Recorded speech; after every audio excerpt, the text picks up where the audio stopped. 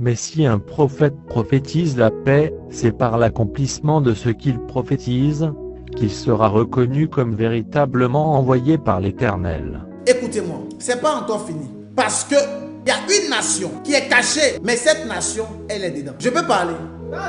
Il y a une nation qui est cachée, mais cette nation-là est dedans. La régie, s'il vous plaît. Il y a une nation qui est cachée, mais cette nation-là est dedans. Dis la Chine. La Chine. Dis avec moi la Chine. La Chine. La Chine. La Chine. La Chine. La Chine. Écoutez-moi. La Chine est une nation cachée. Et beaucoup de personnes disent, mais la Chine, la Chine, la Chine. Mais beaucoup de personnes ne savent pas que la Chine est l'une des nations les plus puissantes au monde. C'est ça. Je pourrais dire la nation la plus puissante au monde. Yes. La Chine est l'une des nations les plus puissantes au monde. Et beaucoup de personnes ne savent pas dans le secret, mais la Chine est avec une nation. Je ne peux pas dire le nom, mais je pense que vous savez.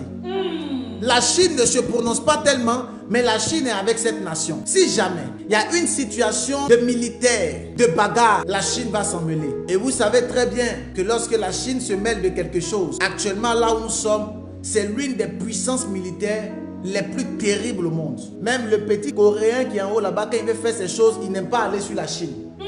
Parce qu'il sait que la Chine est l'une des puissances les plus dangereuses. C'est ça. Et beaucoup de personnes disent que la Russie est seule, l'OTAN va les maîtriser. Écoutez-moi, allons-y tout doucement et prions beaucoup. Parce que la Russie n'est pas seule. La Russie n'est pas seule. La Russie n'est pas seule. Les temps dans lesquels nous sommes, excellents enfants de Dieu, est un temps de prière. Je parle en tant que prophète. C'est un temps pour la prière. L'Esprit de Dieu m'a déjà montré, la Chine est en train de se positionner derrière une nation. Et quand la Chine se positionne derrière une nation, c'est compliqué, c'est dangereux. Il y a aussi la Biélorussie, il y a la Géorgie. Il y a la Biélorussie, il y a la Géorgie. Attention, c'est le temps de la prière. Il y a une réforme qui est en train de se passer dans le monde spirituel. Il y a un changement qui se passe dans le monde spirituel. Et je vous ai dit, j'ai vu 4 bombes, 4 qui sont positionnées. Elles quittent depuis une nation. Elles quittent depuis un lieu en Europe, Europe de l'Est. Elles sont positionnées. Et j'ai vu une qui va directement vers Paris. Et j'ai vu une autre qui va directement vers New York. C'est le temps de la prière. Le diable est un menteur. Le diable est un menteur.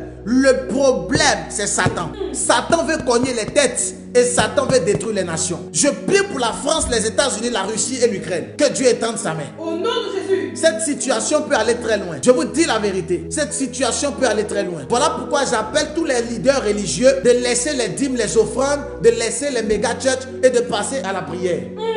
Je suis un peu révolté, si je peux m'exprimer comme ça avec beaucoup d'humilité, par rapport à tous nos leaders religieux au niveau de la Côte d'Ivoire, du Cameroun, du Gabon, du Togo et tout ça. Moi-même y compris. Parce que le travail qui devait être le nôtre au niveau du Congo, nous ne le faisons pas. Le travail qui devait être le nôtre, pouvoir intercéder pour les nations, parler pour les nations, sur les autorités, sur les présidents, afin que les situations changent, on ne le fait pas. On ne le fait pas. On passe notre temps à pouvoir réclamer les dîmes, les offrandes, réclamer les choses qui n'ont pas de sens, les jets privés, les grandes voitures, demander de l'argent par-ci, demander la grande église par-là, avoir 995 millions de fidèles et laisser les choses essentielles. Lorsque Dieu est venu sur la terre, il est venu pour les nations. Voilà pourquoi il parcourait le monde afin d'annoncer la bonne nouvelle et de pouvoir parler. Mais au jour d'aujourd'hui dans notre assemblée, c'est de savoir qui prophétise le mieux.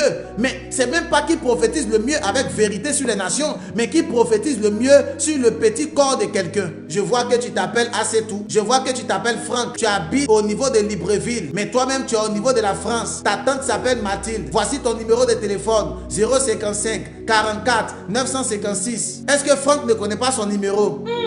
Mais tu n'as rien dit par rapport à l'Ukraine et nous sommes au bord de la 3e guerre mondiale. La Chine est une nation à ne pas négliger dans cette situation. Est-ce que je parle à l'esprit de quelqu'un? Yes, papa. Je dis la Chine est une nation à ne pas négliger dans cette situation. Yes, papa. Écoutez-moi, je n'ai rien contre la prophétie. Moi, mais je prophétise avec les noms et les prénoms. Même tout à l'heure, on va finir le direct, je vais prophétiser avec les noms et les prénoms, les situations. Oui, c'est honorable, mais c'est le temps de la prière pour les nations. Nous sommes au bord de la 3e guerre mondiale. Mais si toi et moi nous prions, Dieu va étendre la main.